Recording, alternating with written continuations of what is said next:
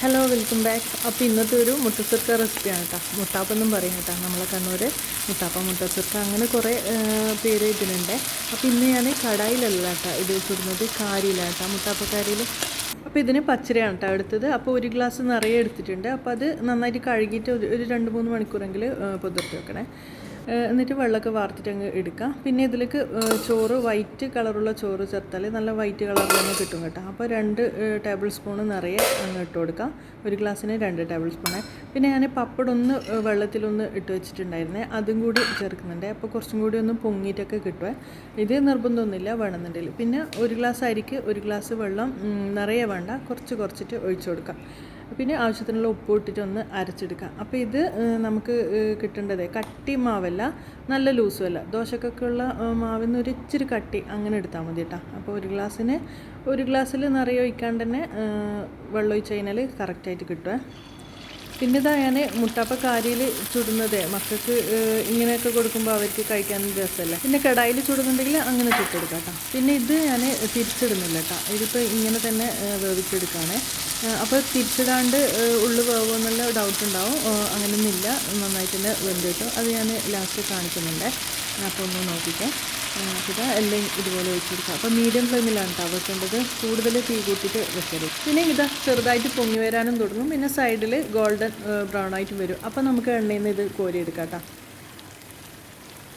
പിന്നെ ഇങ്ങനെ മറിച്ചിടാണ്ട് എടുക്കുമ്പോൾ നമുക്ക് കുക്കാവില്ല എന്ന് ഡൗട്ട് ഉണ്ടെങ്കിൽ തിരിച്ച് ഇട്ടിട്ട് എടുക്കാം കേട്ടോ. അന്നേരം 2 സൈഡും കുറച്ച് ഹാർഡായിട്ടിരിക്കും. ഇതിപ്പോൾ മുകളിൽ നല്ല സോഫ്റ്റ് ആയിട്ടിരിക്കും, താഴോട്ട് മാത്രമേ കുറച്ചൊരു ക്രിസ്പി ആയിട്ട് ഉണ്ടാവുള്ളൂ. അപ്പോൾ ഇതാണ് കേട്ടോ കഴിക്കാൻ നല്ലത്, കുറച്ച് സോഫ്റ്റ് ആയിട്ടുള്ളത്. അപ്പോൾ നമ്മൾ കടായിൽ ഒഴിക്കുമ്പോൾ ഇതുപോലെ തന്നെ ഒരു മീഡിയം ഫ്ലെയിമിലിട്ടിട്ട് ആക്കി കഴിഞ്ഞാലും മറിച്ചിടേണ്ട ആവശ്യമൊന്നുമില്ല, ഇതുപോലെ തന്നെ ഇരിക്കും കേട്ടോ. അപ്പോൾ ഇത് കുട്ടികൾക്ക് കൊടുക്കാൻ വേണ്ടിയിട്ട് ഞാനിങ്ങനെ മുട്ടാപ്പക്കാരിൽ ഒഴിച്ചൊന്നുള്ളൂ കേട്ടോ. നല്ല ടേസ്റ്റാണ് കേട്ടോ ഇത് നമുക്ക് കഴിക്കാൻ. അപ്പോൾ പപ്പടം ചേർക്കാത്തതും കഴിക്കാൻ രസം തന്നെ, ഇതും ചെറിയൊരു ടേസ്റ്റിൽ വ്യത്യാസം മാത്രമേ ഉള്ളൂ.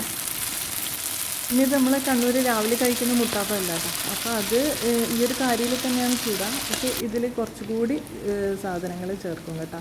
പഴം, പിന്നെ കുറച്ച് സോഡാപ്പൊടി, അങ്ങനെയൊക്കെ കുറച്ച് കാര്യങ്ങളും കൂടി കൂടുതലായിട്ട് ചേർത്ത് അത് ഞാൻ പിന്നെ ഒരു വീഡിയോ ആയിട്ട് ചെയ്യാം കേട്ടോ. അപ്പോൾ ഇതാ ഇങ്ങനെ കേട്ടോ, അത് ഇങ്ങനെയല്ല, നമുക്ക് തിരിച്ചിടണമെന്നില്ല, ഇതുപോലെയാണ് കേട്ടോ. അപ്പോൾ 2 സൈഡും കുറച്ച് ഹാർഡായിട്ടിരിക്കുക. ഇങ്ങനെയൊന്നും ചെയ്യേണ്ട, തിരിച്ചിടേണ്ട ആവശ്യമൊന്നും വരില്ല. അപ്പോൾ തിരിച്ചിടാണ്ട് നമുക്ക് പെട്ടെന്ന് ചുട്ടെടുക്കാനും പറ്റൂലേ. അപ്പോൾ കണ്ണൂർ നമ്മൾ രാവിലെ ഉണ്ടാക്കുന്ന മുട്ടാപ്പം എങ്ങനെയാണ് ചുടേണ്ടതെന്നും കൂടി ഞാൻ കാണിക്കുന്നുണ്ട്, ഒന്ന് നോക്കിക്കേ. അത് ആദ്യത്തെ ഇങ്ങനെ ഒഴിക്കും. അപ്പോൾ ഒഴിച്ച പാടെ തന്നെ തിരിച്ചിടണം. അപ്പോൾ നമുക്ക് 2 സൈഡ് ഇങ്ങനെ കൂടിയിരിക്കും, നല്ല ബോൾ പോലായിട്ട് കിട്ടണം കേട്ടോ.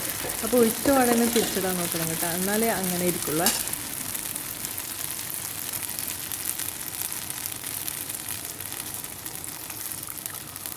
ഇനി ഈ ഒരു രീതിയിൽ നമ്മൾ ഉണ്ടാക്കുമ്പോൾ നമുക്ക് കുറച്ചും കൂടി സോഫ്റ്റ് ആയിട്ടുള്ള മുട്ടാപ്പം കിട്ടും കേട്ടോ. അപ്പോൾ ഇത് മറിച്ചിടാനൊക്കെ കുറച്ച് ബുദ്ധിമുട്ടാണ്. ഫസ്റ്റൊക്കെ ചുടുന്നവർക്ക് പെട്ടെന്നൊന്നും മറിച്ചിടാൻ അങ്ങനെ കഴിയുള്ളൂ കേട്ടോ. അപ്പോൾ ഒന്ന് പ്രാക്ടീസ് ആയാലേ അതൊക്കെ കഴിയുള്ളൂ. അപ്പോൾ ഇതാ നമ്മൾ ഫസ്റ്റ് ചുട്ട മുട്ടാപ്പം ഇങ്ങനെയാണ് കേട്ടോ ഉള്ള, നല്ല ആരൊക്കെ വന്നിട്ട് നല്ല സോഫ്റ്റായിട്ട് ഇതുപോലെയാണ് കേട്ടോ ഉണ്ടാവുക. അപ്പോൾ നമുക്കിത് കറി വേണമെന്നൊന്നും നിർബന്ധമില്ല കേട്ടോ, ഇങ്ങനെ വെറുതെ കഴിക്കാനോ പിന്നെ ചായൻ്റെ കൂടെ കഴിക്കാനൊക്കെ അടിപൊളിയാണ് കേട്ടോ. അപ്പോൾ വീഡിയോ ഇഷ്ടമായെങ്കിൽ ഒരു ലൈക്കെങ്കിലും തരാൻ മറക്കരുതേ.